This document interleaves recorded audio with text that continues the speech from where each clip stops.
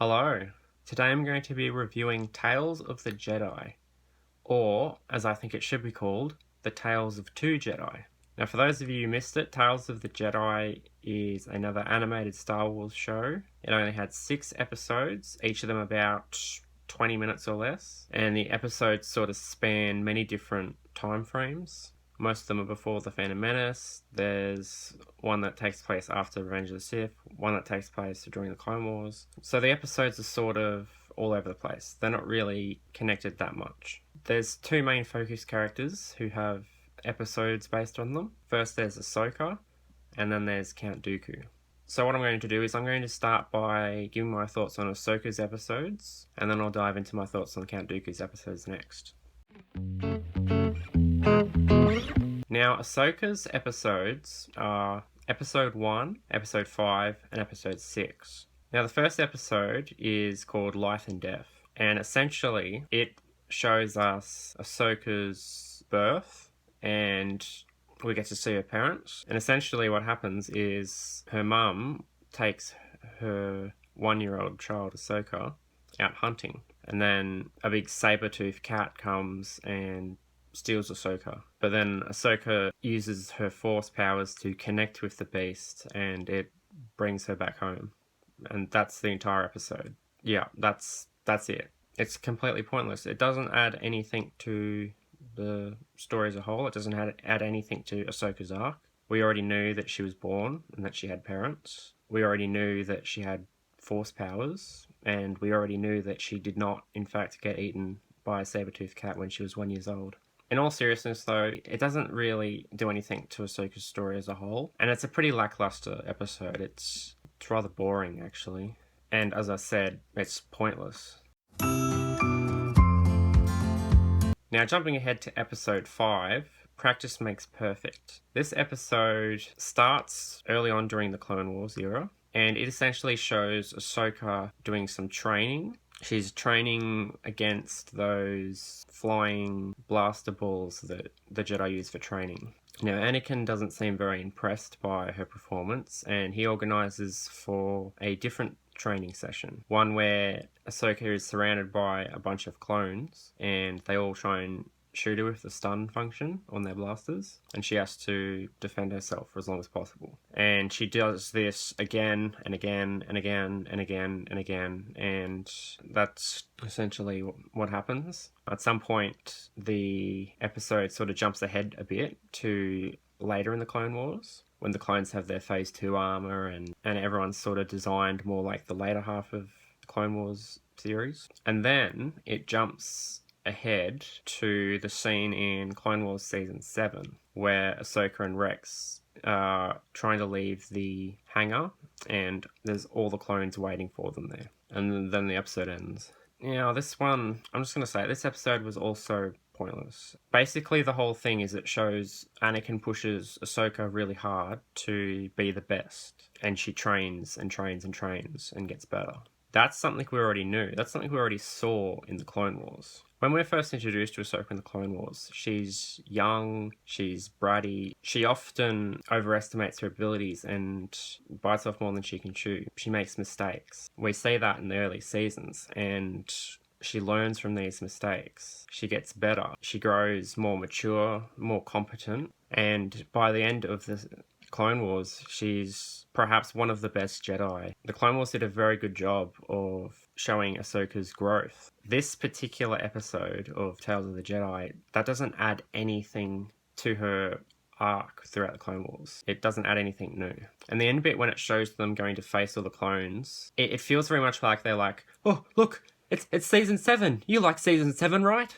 Look, it's that scene from Season 7. Episode 6 is called Resolve. It starts off right at the end of Revenge of the Sith with Padmé's funeral, and it reveals that Ahsoka was actually there. She went and saw the funeral, and then as she's leaving, she ends up running into Bail Organa, who gives her a communication device so that she can contact him. But then Ahsoka ends up fleeing, and she goes into hiding. We jump ahead to some time later, where she's hiding out in this little town, and she works with these farmers. Now, there's this one guy who's not following safe work practices and begins to stack things too high. And then all these things end up falling towards his sister, but Ahsoka uses the Force to save her. Now, she does it discreetly, but the sister sees and knows exactly what's going on. And the brother also figures it out soon after. And he gives the Empire a tip that there's a Jedi there. So the Empire sends an Inquisitor who burns the town, kills basically everyone except for the brother and this one guy. And Ahsoka returns with the sister from a journey. There's a brief encounter. She kills the Inquisitor and takes his lightsaber. And then she ends up contacting Bail Organa to help the people. And then she agrees to start, fighting against the Empire. Now, as a whole, what this story really does is it connects the dots between the end of the Clone Wars and Rebels. And we see how Ahsoka joins up with Bail Organa and starts working with the Rebellion. Not to sound like a broken record, but I feel like this was mostly an unnecessary thing to show. We already know that she joins the Rebellion. However, this is at least the least pointless of the Ahsoka episodes, and you could argue it has some merit. But overall, I think Ahsoka's episodes were mostly unnecessary and were only included because she's a very popular character. Don't get me wrong, I think Ahsoka's a great character. She's one of my favourite Star Wars characters. But you can't just take a fan-favourite character, chuck them in this show, and expect it to be good. I don't really have much else to say about Ahsoka's episodes. I don't think they added much of anything to her arc as a whole, really. Now, that's only half of what this show is all about. Now, episodes 2, 3, and 4 are all about Count Dooku. And as a whole, they show him going from a Jedi to sort of becoming disillusioned with the Jedi and the Republic and eventually joining Sidious. Now, the second episode was Justice. The basic premise of this episode was Count Dooku and Qui-Gon Jinn go to this planet to deal with their situation. People there have kidnapped the son of the senator who operates in that region. So Dooku and Qui-Gon go there to remedy the situation. Immediately when they land, they see that the conditions there are abysmal. Anyway, they meet with the kidnappers and they take the Jedi to see the senator's son. Dooku asks the senator's son if he's been treated well. And he's like, yeah, I've been treated well. This is nothing compared to what these people have been going through. I can see why they kidnapped me. What other choice do they have? And then the senator shows up with a bunch of guards. And there's a bit of a standoff. And he ends up ordering his men to attack. So there's a gunfight between the senator's men and the kidnappers, with the Jedi Dooku and Qui-Gon defending the kidnappers. And then eventually Dooku uses Force choke on the senator and is about to kill him before the senator's son comes out and stops him. The idea of this episode is really to show the senator is corrupt. Because this senator, he's doing a terrible job. He's not helped the people here at all. Which is why the people there ended up kidnapping his son. That premise is intriguing. And if your purpose is to sow the seeds of doubt in the Republic and the Jedi for Dooku, that is, a good way to start doing that. However, the way they presented this idea in this episode was just so bland. It lacked subtlety and nuance. The senator was just cartoonishly evil. He didn't even try and justify his actions. Like, obviously what he's doing is wrong and he's corrupt, but they just present him as like a cartoonish villain, which lacks subtlety. And the senator's son doesn't seem to mind that he's been kidnapped at all, which seems a bit odd. Like, I don't have an issue with him recognizing the situation here is pretty bad, Like, the conditions here are horrible. But, like, really? You're being kidnapped and you have no ill feelings at all? Not even slightly? You're not even, like, scared for your life or something? It doesn't feel very believable. And when the kidnappers get sold out by one of their own, they're like, oh, she needs the food, she needs the money. I like the premise, I like the idea, it just lacks subtlety. However, it does begin Dooku's sort of arc of being disillusioned with the Republic and the Jedi. So I feel like this episode was still alright. Episode 3 was called Choices, and I think it was probably my favourite episode of the series. This time we have Mace Windu joining Dooku. A pair of them go to this planet because a Jedi there has been killed, so they need to retrieve her body so she can have a funeral back on the Jedi temple.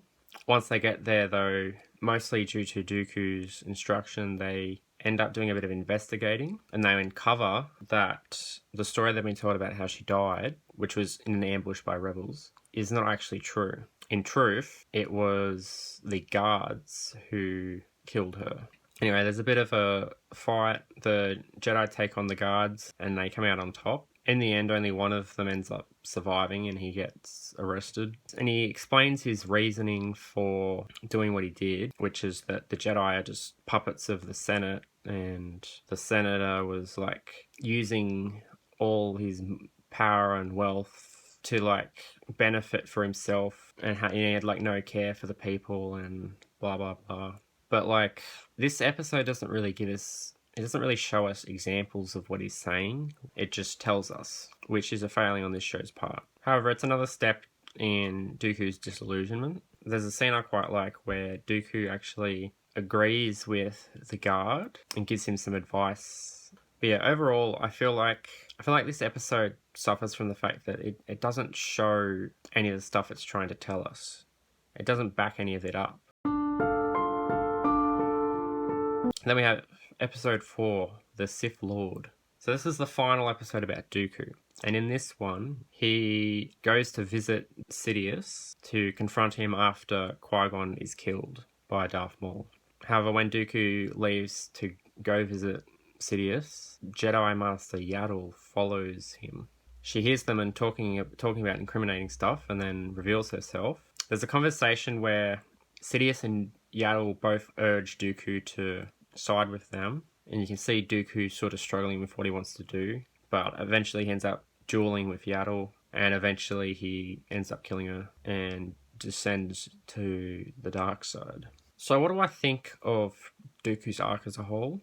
I think it was alright. However, I feel like it wasn't given enough time to properly explore it, and a problem with the stories they went with to try and sell this disillusionment is these stories, they sort of lacked in subtlety and they told rather than showed. I like the idea of what they were going for. I just feel like the execution was a bit off. To give my final thoughts on Tales of the Jedi, I like the idea of what they were doing with Dooku, but I feel the execution was a bit off.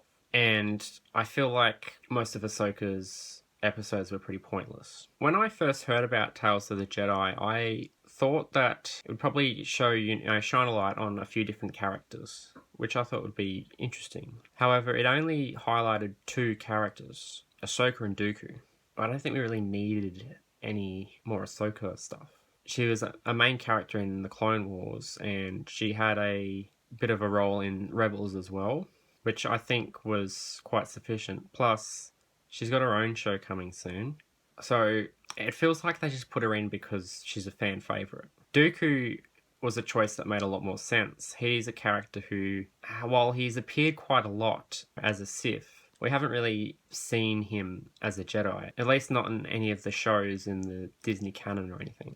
He was a character that made a lot more sense to shine a light on. I just wish that they had executed his arc a bit better. I feel like this series would have benefited from a couple things. First of all, I think the episodes needed perhaps a bit more time. Most of them are less than 20 minutes, and they don't really have a lot of time to properly explore the topics they're trying to talk about. And I feel like they could have shined a light on, a few different characters rather than just the 2. Now, I don't know which characters they would shine a light on, but they've got plenty of options. I'm sure they could have figured something out. So, yeah, that's my thoughts on Tales of the Jedi. I don't think it's bad. I think it's just painfully mediocre. And yeah, it doesn't really add a whole lot to Star Wars as a whole. So yeah, I was a bit disappointed. Now, I hope you guys like Star Wars, because for my next video, I'm going to be reviewing another animated Star Wars show, The Bad Batch, Season 1. seeing as season 2 is meant to come out pretty soon, I thought what a perfect time to rewatch it and do a review. Anyway, that's it for my review. I hope you found it helpful and entertaining, and I will see you guys all in the next one. But goodbye.